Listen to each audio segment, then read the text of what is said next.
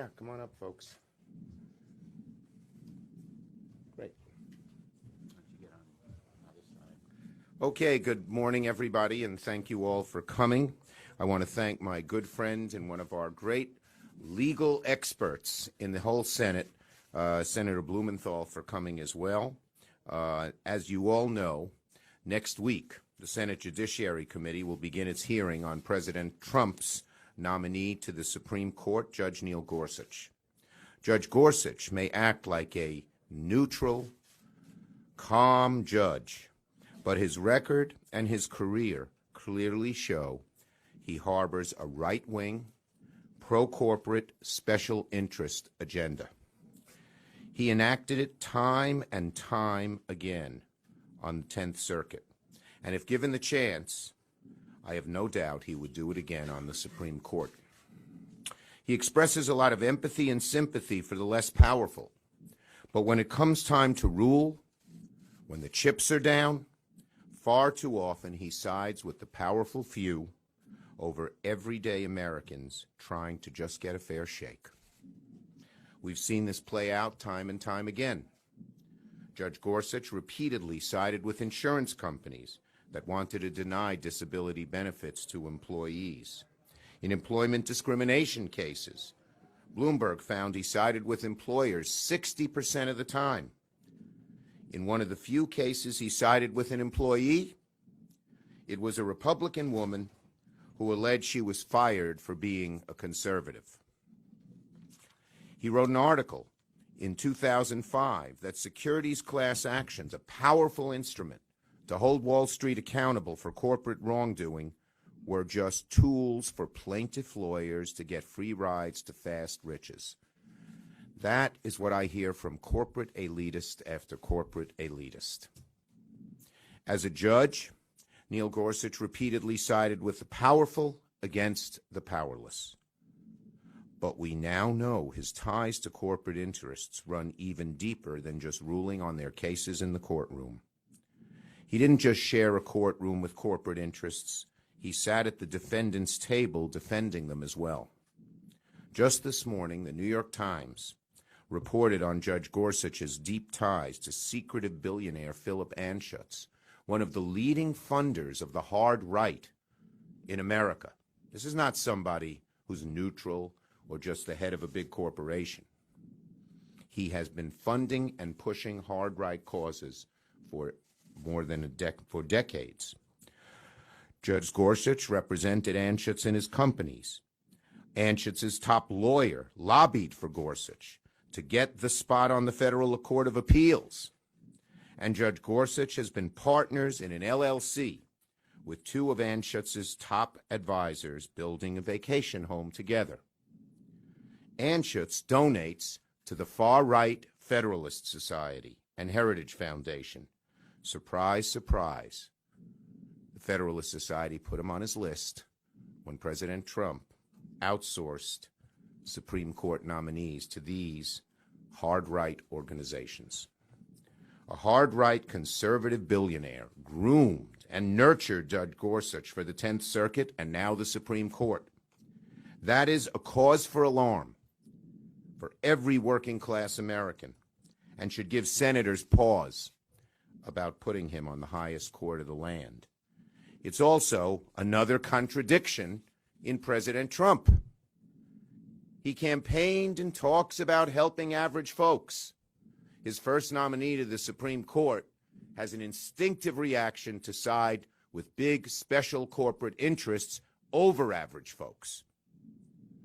The contrast between Judge Gorsuch's persona and his record is reminiscent of a prior nominee, Chief Justice Roberts.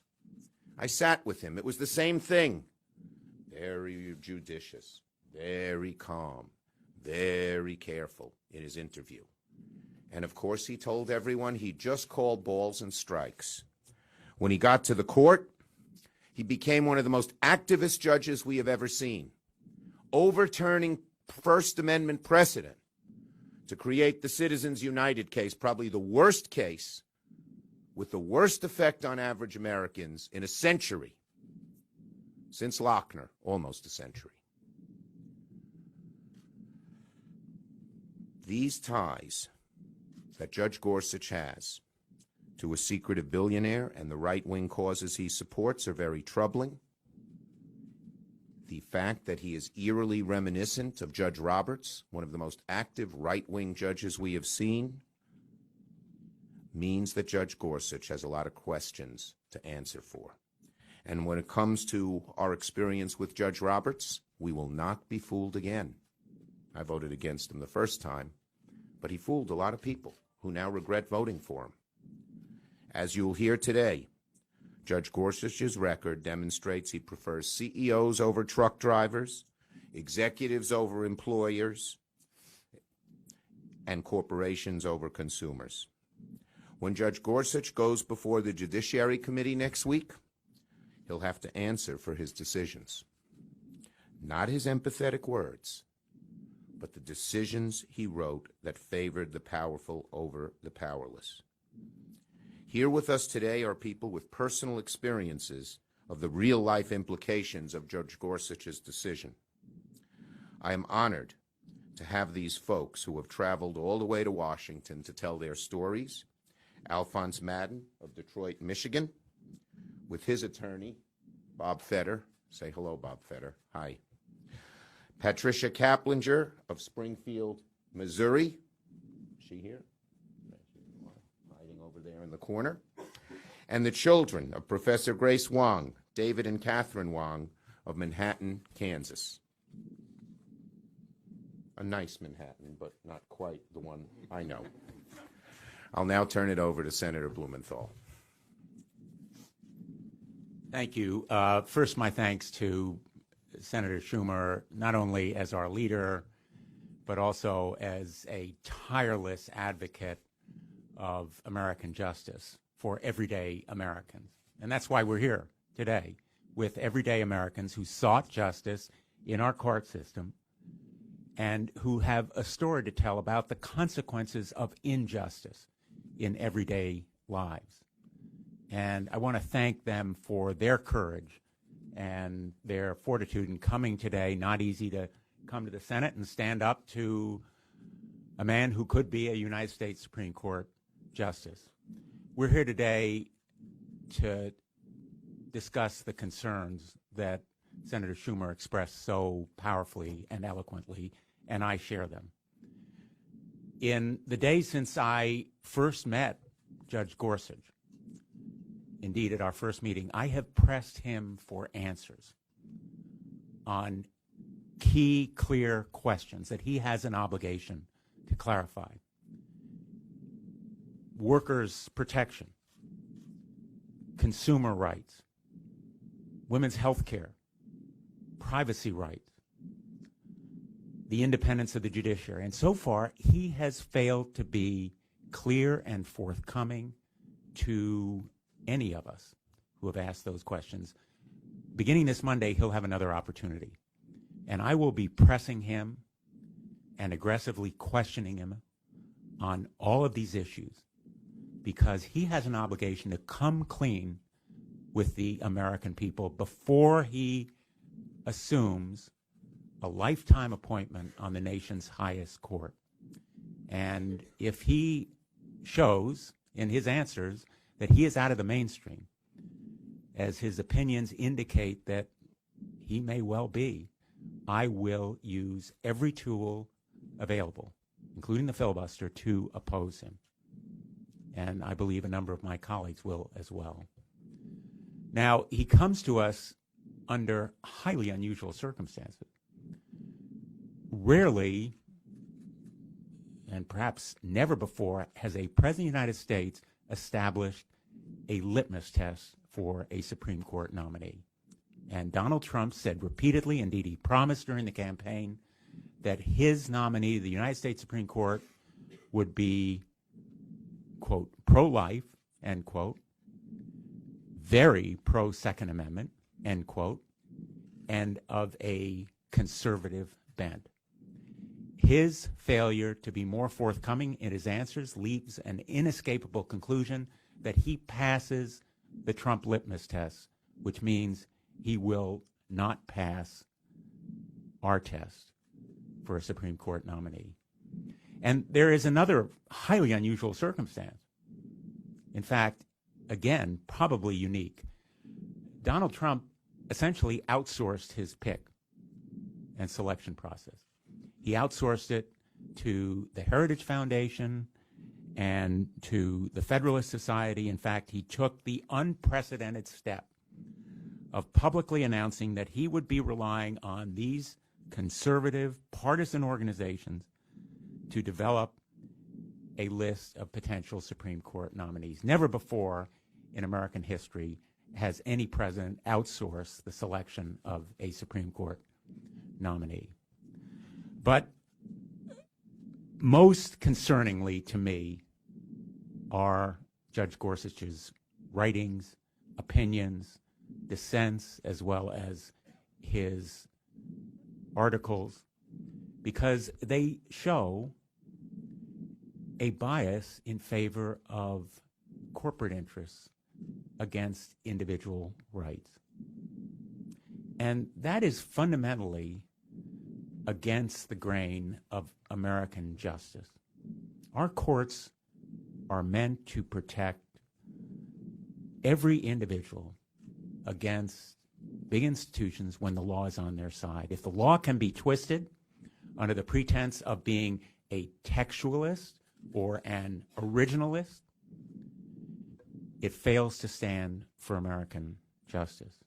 And those rights belong to every individual. The Supreme Court has a role to play, as does an independent judiciary. And if a nominee for the United States Supreme Court fails to stand strong for the independence of the judiciary and refuses to condemn attacks on the judiciary, that speaks volumes to me.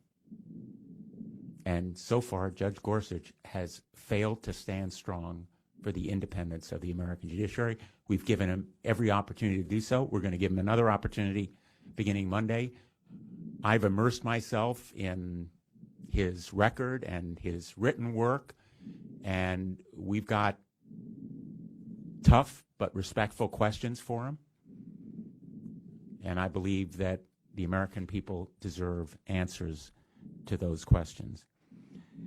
The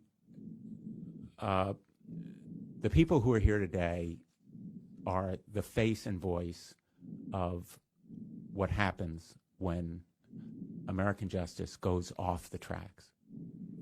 And people should pay attention, because the United States Supreme Court is more than marble pillars and glazed portraits.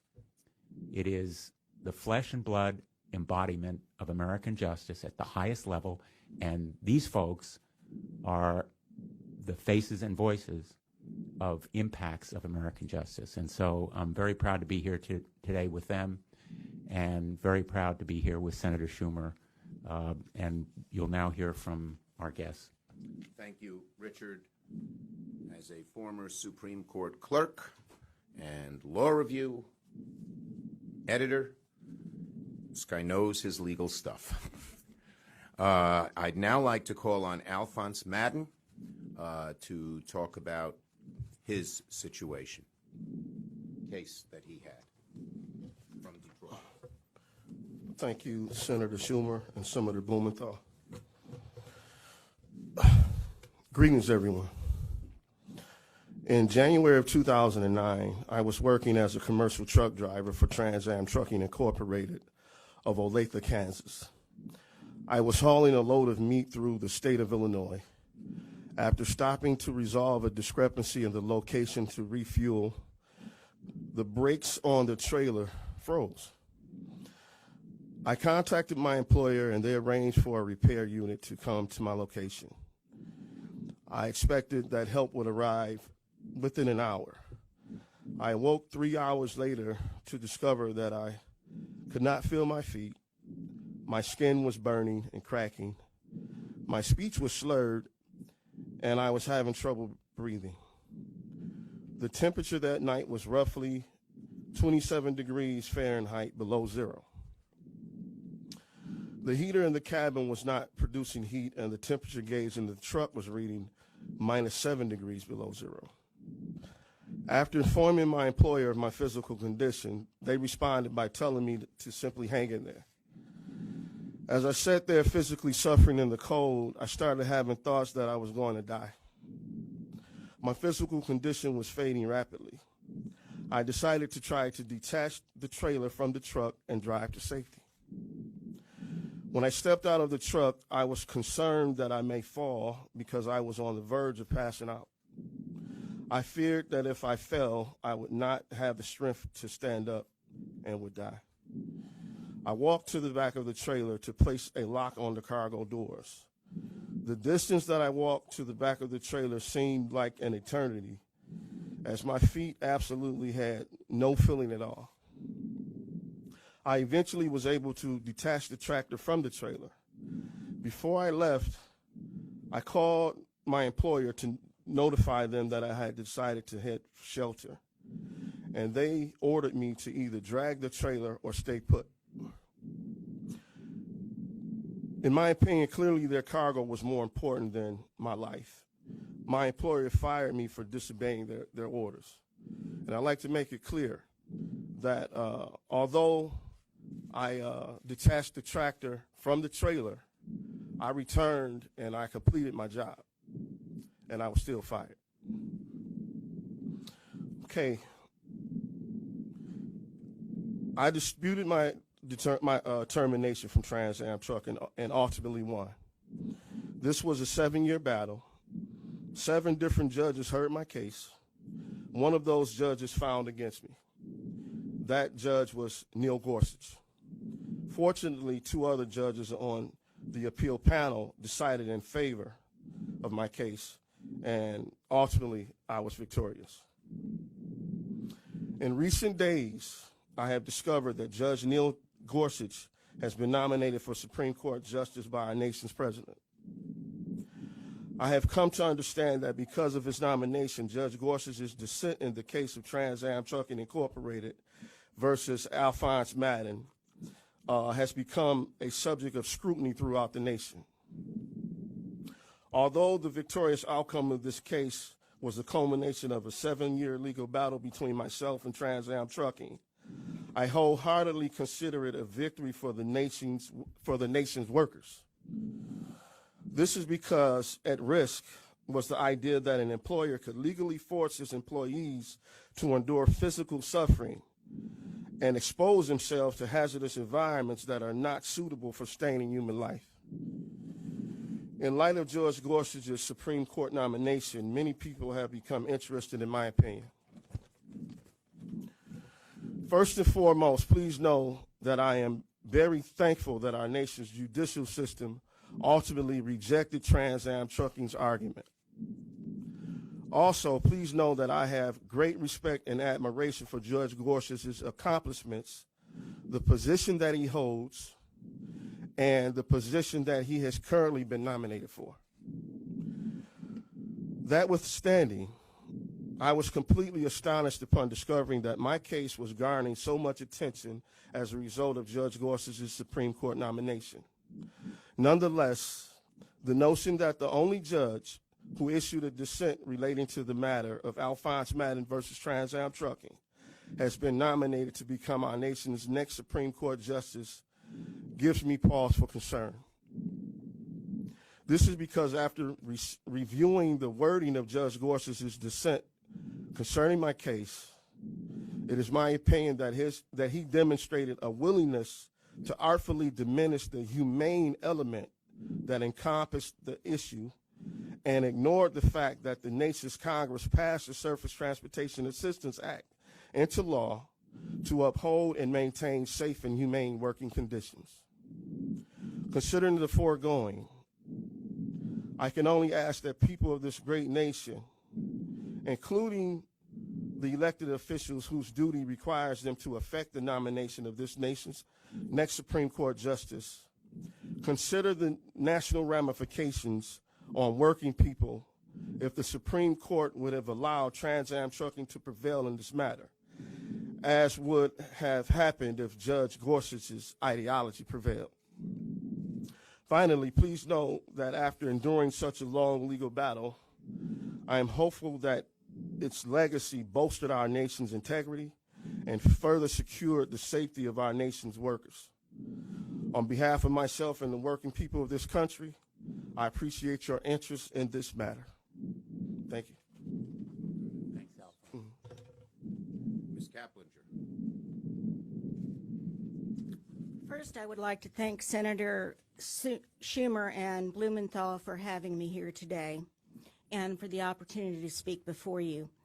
In August 2010, I underwent a posterior lumbar interbody fusion. Without my knowledge or consent, a product manufactured by Medtronic by the trade name of Infuse was placed in my back. Infuse was FDA approved only for use in an anterior through the abdomen surgical approach. Posterior placement constituted an off-label use. During my procedure, there was a Medtronic's representative in the operating room to provide product guidance to my neurosurgeon. Since my original surgery, I've undergone 4 revision surgeries in the space of less than 5 years to remove ectopic bone impinging on my nerve roots. I am in constant pain, and I'm no longer able to deploy with my disaster medical assistance team, nor am I able to work in the emergency room because it requires standing for 12-hour shifts. According to a study released in 2011 in the Journal of the American Medical Association, Infuse generates about $900 million in annual revenue for Medtronics. Yet after the original industry-sponsored trials, there were reports of problems by authors that were not sponsored by the manufacturer. With these reports, it was clear that this product was not safe. There were reports of bias which led to widespread, poorly considered on- and off-label use, eventually leading to life-threatening complications and death. There are reports in papers defending the product were paid for by Medtronics. After the publication of the Spine Journal article, Dr. Thomas Zablek, who wrote the Spine Journal, insisting that there were no attempts to hide the data in the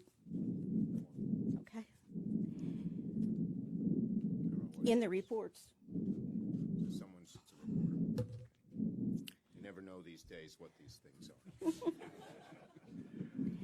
Dr. Zablek received substantial payments in the form of royalties and other payments from Medtronics and was involved in the clinical trials of the product. He co-authored 2 papers on the product. The Wall Street Journal reported that 2 authors of studies purporting the safety of Infuse received millions of dollars from Medtronic. The paper reports that Dr. Zablek received $19 million between 2003 and 2007, and Dr. Burkus, another orthopedic surgeon, received $1.5 million. Dr. Burkus stated on several occasions that the product had no adverse side effects. The Milwaukee Sentinel reported that Medtronics paid physicians $210 million in sham consulting fees and admittedly ghost wrote articles in professional journals touting the safety and efficacy of their product. The controversy over complications arising from this product was so intense that the Senate Finance Committee got involved. Senators Grassley and Baucus sent a letter to Medtronics expressing concern that the researchers in the Infuse clinical trials may have been aware of but did not report the harmful bone growth. In August 2011, Medtronic announced it would grant Yale University $2.5 million for an independent review of its product. In April of 2012, after I was injured, I filed suit against Medtronic for fraud and failure to warn about the problems related to its Infuse product. In February of 2013, Judge Miles LaGrange granted Medtronic's motion to dismiss. The case was appealed to the 10th Circuit Court of Appeals. Judge Neil Gorsuch held that even though Oklahoma law allows patients like me who are injured through a faulty medical device, my case could not even be heard by a jury. Even though the FDA at no time approved this device for the use that was implanted in me. His decision prevents me from recovering from Medtronic due to the injuries caused from their harmful products. Tens of thousands of people have been injured by this product. It is my belief that Judge Gorsuch rules in favor of big business. There are thousands of people like me who have been injured by this product.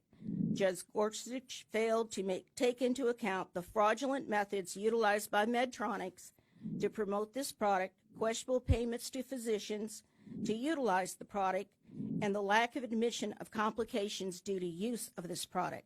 Most importantly, he said, a patient like me, injured and in constant pain, through no fault of my own, could not hold those responsible accountable. Thank you. Great job. Okay, now we have the Wong family.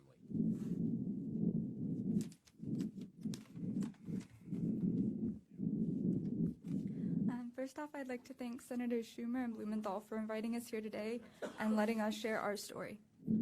My name is Catherine Huang, and this is my brother David. When I was 6 months old, my mother adopted me from China, a place where women are oppressed and taught to be obedient. However, growing up, I never knew that. Growing up, I saw an independent, single mother who always fought for what she believed in and never gave up. I saw a woman who worked tirelessly to give her 2 children everything they needed while never hesitating to help others. When I was in kindergarten, my mother was diagnosed with breast cancer. I didn't quite know what that meant. I just knew she was sick. My mother beat breast cancer and showed me from an early age what true strength looked like. When my mom was diagnosed with leukemia, I was just starting the 7th grade, so I understood the severity of her condition. During her treatment, you would never be able to tell that she was sick. She always had a smile on her face and never stopped in her dedication to helping others. This positive attitude is what helped my mom beat leukemia. My mother was incredibly passionate about her role as an educator. Since she was a single parent, I went to work with her frequently and saw firsthand her love of inspiring the next generation of leaders. One of the first things she asked about after returning home was when she could return to work. However, because of the flu epidemic on campus, her doctors advised her not to expose herself due to a compromised immune system. She was told that she had a week to show up or they would force her to resign or fire her. This decision to protect her health cost my mom her job. When Judge Gorsuch issued his ruling, he didn't think about the impact that this had on our family. Our only source of income was lost. We had to rely on loans from friends, disability, and jobs my brother and I had. With my mother's medical bills and our regular living expenses, we became financially burdened. The law calls for reasonable accommodation for those who are disabled. In his ruling, Judge Gorsuch said that showing up was an essential part of the job and that employers should not become a safety net for those who can't work. However, what my mom was requesting wasn't a safety net. It was extra time for her body to be healthy. She had shown up for 15 years and wasn't offered the opportunity to teach from home. This ruling was upsetting to me personally, not just because of my mother's case, but as a person with limited physical abilities. This ruling set the precedent that a company's needs come before those who are disabled. Such rulings are what weaken my faith in the justice system. I'm here today using the strength and courage that my mom showed me to make sure that she still has a voice and to make sure that her legacy is never forgotten. Thank you. Very well done. Thank you. I might just, because she didn't mention it, just to tell you about Judge Gorsuch's ruling in Professor Wong's case. He ruled that the employer university's leave policy was, quote, more than sufficient because the law, quote, or or the law should not, quote, turn employers into safety net providers for those who cannot work, end quote. His ruling was contrary to the Equal Employment Opportunity Commission guidance as to how employers should deal with cancer in the workplace, and with the Americans with Disabilities Act. His reasoning also was inconsistent with many other courts, including, for example, the First Circuit Court of Appeals, which ruled in favor of an employee who sought a 5-month extension for cancer treatment after the 1-year leave provided by her employer expired. Clearly, this ruling was an outlier. I'd say these 3 rulings, and I want to thank our 3 people who testified, who give a human face to these rulings. But these rulings that Judge Gorsuch made would probably please Mr. Anschutz, please the Heritage Society, and maybe probably please the Federalist Society. They would not please the American people, should not please the Senate, no matter what someone's ideology is. We'll take questions. Yes, ma'am.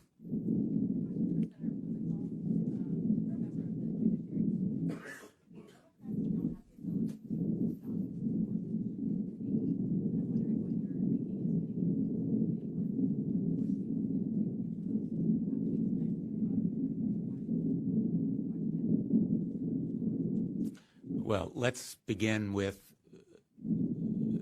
Judge Gorsuch's failure so far to respond to some of the concerns and questions raised by these kinds of cases, real life stories about injustice that resulted from his opinions. We're going to be asking him about these cases and others, and we're going to be pressing him for answers to what his core beliefs are on privacy rights and an independent judiciary and women's health care and worker and consumer protection. Do Medtronic's rights always supersede individuals who are injured by a defective product? Do corporate rights prevail over individual citizens? And if we conclude that he's out of the mainstream and that his core beliefs are inconsistent with what American justice should be, we will use every tool at our disposal. We have procedural options within the committee. There are options on the floor of the Senate. And my hope is that our concerns will be shared across the aisle as well, because this selection of a Supreme Court justice and confirmation is one of the most important things we do as a congressional body.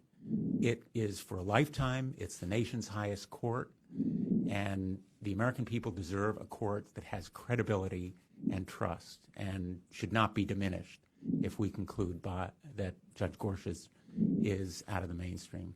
And I would just add one thing here. If Judge Gorsuch does what Judge Roberts then did and refuses to answer questions because it might jeopardize his rulings in future cases, I certainly, and most of my colleagues, will see that as not because he can legally certainly answer questions about existing cases and many other things. We will see it as a way of hiding his views from the American people, not simply sticking by some kind of judicial guideline. What many of these judges, nominees from the hard right, have done in the last decade is simply said, I'm not going to answer the question. And that is not required. In fact, it is required, in my judgment, for them to lay out their views before they take such a powerful position. Yes.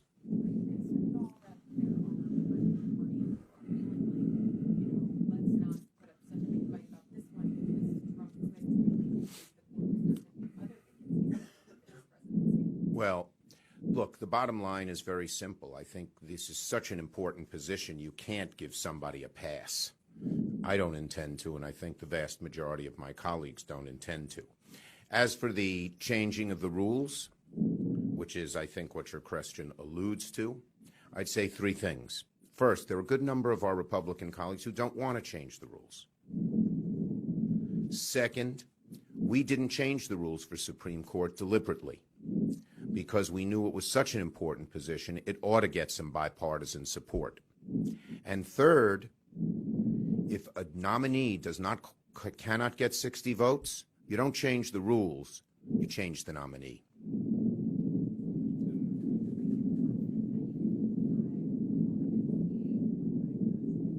Look, I think many of my colleagues are skeptical but waiting for the hearings. I have touched base with a good number of my colleagues. After the hearings, I intend to make my views very strongly known to them. Each member will make his or her own decision. But I think there's a great deal of skepticism in the caucus about Judge Gorsuch based on his record, and I think the brave testimony of you four folks is going to further put questions in people's heads about whether Judge Gorsuch deserves to be on the United States Supreme Court, particularly at a time when America is crying out for help for average people, and that special corporate interests have the deck, and the deck is stacked against these people. That's what Donald Trump did when he ran, and then he nominates somebody like Judge Gorsuch. It's a total contradiction, given what we've heard today. Yes, sir.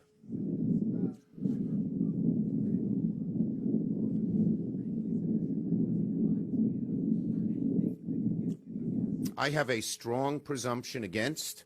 I'll wait till the hearing. If he says some dramatic things that might reverse everything that I've read and heard, and his refusal to answer the simplest of questions in his meeting with me, such as if there were a law that said all Muslims should be banned from entering the United States, would that be unconstitutional? He even refused to answer that kind of simple question that someone in the second week of law school could answer. So I have a strong presumption against, and the hearing would have to turn a lot of those presumptions around for me to change my mind, but I'm waiting for the hearing to make a final decision.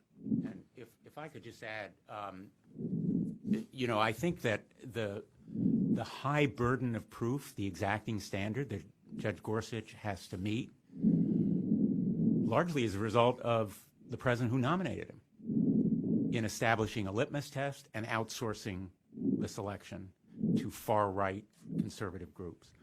And the other reason it's the doing of the president is there has never been an administration so rife with conflicts of interest.